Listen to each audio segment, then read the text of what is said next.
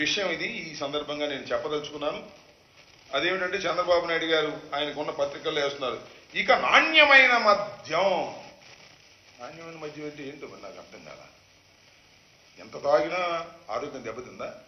అంత నాణ్యమైనటువంటి మద్యాన్ని మీరు సప్లై చేయబోతున్నారా? నాణ్యమైనటువంటి మద్యాన్ని సప్లై చేయడానికి మీకు ఎక్కడి నుంచి వనరులు వచ్చాయని అడుగుతా ఉన్నా. మద్యమేగా, తీసేయండి. ఇక మద్యం తాగటం హానికరం అనే పదాన్ని తీసేయండి. నాణ్యమైన మద్యం ఎంతైనా తాగండి అని చెప్పండి. ఇక నాణ్యమైన మద్యం అంట. చంద్రబాబు నాయుడు గారు అధికారంలోకి వచ్చి ఒక నాణ్యమైనటువంటి మద్యాన్ని తీసుకొచ్చి ప్రజలకు సరఫరా చేసేటటువంటి సరసమైన ధరలకు ప్రజలకు సరఫరా చేసేటటువంటి ఒక గొప్ప అవతారాన్ని చంద్రబాబు నాయుడు గారు నూతనంగా ఎత్తారు. నాకు బాగా గుర్తు, నేను కొత్తగా ఎమ్మెల్యే కాకముందు యూత్ కాంగ్రెస్ ప్రెసిడెంట్లో ఉన్నప్పుడు మా స్లోగన్ ఏంటి తెలుసా? నారావారి సారా పాలన డౌన్ డౌన్. ఇది మా మొదటి స్లోగన్ నేను రాజకీయాల్లోకి వచ్చిన కొత్తలో. నారావారి సారా పాలన అనేటువంటి పరిస్థితి ఉంది ఇవాళ. ఆ రోజున ఉమ్మడి రాష్ట్రంలో నారావారి సారా పాలన కొనసాగించినటువంటి పరిస్థితి మనం వాళ్ళు గుర్తు చేసుకోవాలని మనం చేస్తున్నాం. ఉమ్మడి రాష్ట్రం లేదా విడిపోయినటువంటి రాష్ట్రంలో కానీ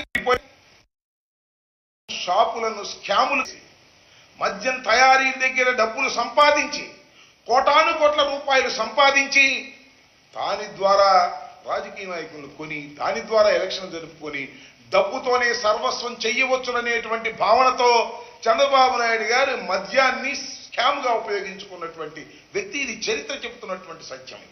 చంద్రబాబు నాయుడు గారు అధికారంలోకి వచ్చిన దగ్గర నుంచి మద్యం విషయంలో అనేక స్కాములు చేసి కోటాను కోట్ల రూపాయలు కొల్లగొట్టేటటువంటి కార్యక్రమం చేసినటువంటి వ్యక్తి నారా చంద్రబాబు నాయుడుకి ఇవాళ మళ్ళా మద్యాన్ని ఓ స్కాముల్లోకి తీసుకొచ్చి దాని ద్వారా అనేక కోట్ల రూపాయలు సంపాదించాలనేటువంటి ఉద్దేశంతో ఇవాళ కొత్త పాలసీని చంద్రబాబు నాయుడు గారు తీసుకొస్తున్నారు. మమ్మల్ని ఏమన్నాడు తెలుసు కదా, మేము సప్లై చేసే మద్యం అంట చాలా ప్రమాదకరమైన మద్యం అట, అది విషమట, అది తాగితే కిడ్నీలు చెడిపోతాయట, అది తాగితే మనుషులు చచ్చిపోతారట. మరి ఇప్పుడు 100 రోజులు అయిందిగా, 100 రోజులు ఎక్కడి నుంచి ఏ షాపులో తాగారు? మేము సప్లై చేసినటువంటి బ్రాండ్ లేదు, కొత్తగా బ్రాండ్ ఏమి రాలేదుగా. ఎన్ని కిడ్నీలు పోయినాయి, ఎంతమంది చచ్చిపోయారు, ఏమిటి కథ? ఒక లాజిక్ ఏది? లాజిక్ లేదు. ఎక్కడికి వెళ్ళినా మీటింగుల్లో నాణ్యమైన మద్యం ఇస్తాం, జగన్మోహన్ రెడ్డి గారు ఇచ్చేటటువంటి మద్యం చాలా ప్రమాదకరమైనటువంటి మద్యం, చాలా ఖరీదైన మద్యం ఇస్తున్నారు అని చెప్పి ప్రచారం చేసి ప్రజలను నమ్మించే ప్రయత్నం చేసేది. నమ్మారేమో మరి మనకు తెలియదు. ఇవాళ మరి చెప్తున్నా, ఇవాళ చేయమంటున్నా, నాణ్యమైన మద్యాన్ని ఎలా సరఫరా చేస్తారో చూడాలి. దానికి వాళ్ళ కొత్త స్లోగన్స్ పెట్టి వెళ్ళేటటువంటి ప్రయత్నం నారావారు చేస్తున్నారు. సారా పాలన చేసే ప్రయత్నం నారావారు చేస్తున్నారు. ఈ సందర్భంగా చెప్పదలుచుకున్నా. నేను అడుగుతా ఉన్నా, పూర్వం చంద్రబాబులోకి ఉన్నప్పుడు సుమారుగా 4,380 మద్యం షాపులు ఉండే ఈ రాష్ట్రంలో, మన రాష్ట్రంలో 4,380 మద్యం షాపులు. మేము వచ్చిన తర్వాత మద్య నియంత్రణ చేయాలని ప్రభుత్వమే మద్యం షాపులు ఓపెన్ చేసి మద్యాన్ని అమ్మేటటువంటి కార్యక్రమం చేశాం. దానికి 2,934 షాపులను ప్రభుత్వం ఓపెన్ చేసింది. నేను అడుగుతా ఉన్నా, మద్యం షాపులు ప్రైవేటీకరణ చేస్తే లంచాలు వస్తాయా? ప్రభుత్వం అమ్మితే లంచాలు వస్తాయా? చెప్పని అడుగుతా ఉన్నా. ప్రభుత్వం అమ్మితే లంచాలు ఎందుకు వస్తాయి? ప్రైవేటీకరణ చేస్తే లంచాలు వస్తాయి.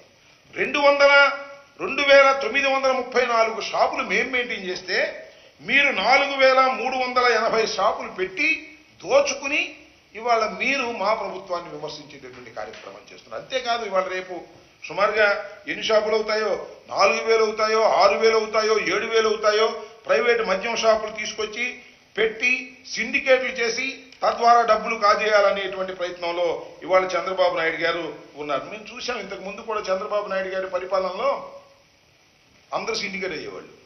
మొత్తం ఆ సిండికేట్లు ఏం చేసేవాళ్ళు అంటే 25 రూపాయలు బాటిల్ అని చెప్తే రేట్ ఏమో 25 రూపాయలు ఉండేది షాపులో, బయట లోపలే 35 రూపాయలు అమ్మేది. అందరూ తెలుగుదేశం కార్యకర్తలు పంచుకునే కార్యక్రమం చేసేవారు. ఇవాళ కూడా అదే మళ్ళీ కార్యక్రమం జరుగుతూ ఉందిగా. నేను మనవి చేస్తున్నా, ఇంతకు ముందు బార్లు, వైఎస్ఆర్ కాంగ్రెస్ ప్రభుత్వంలో ఏర్పడినటువంటి బార్లు యజమానులని వాళ్ళ మెడబట్టుకొని బయటకు గంటి మీరు ఇవాళ ఆక్రమించుకున్నారు. చాలా చోట్ల నేను చెప్తాను, అవసరమైతే వాటి నంబర్ కూడా చెప్తాను. ఆక్రమించుకొని మీ కార్యకర్తలతో ఇవాళ బార్లు నడుపుకునే పరిస్థితి చేస్తున్నారు. ఇంతకన్నా దారుణం ఏం కావాలి? ఈ రకంగా ఒక దుర్మార్గమైనటువంటి కార్యక్రమానికి ఇవాళ మీరు శ్రీకారం చుట్టేటటువంటి కార్యక్రమం చేస్తున్నారు. ఇది చాలా దురదృష్టకరమైనటువంటి ప్రయత్నం అని కూడా ఈ సందర్భంగా నేను చెప్తూ, దాంతోపాటు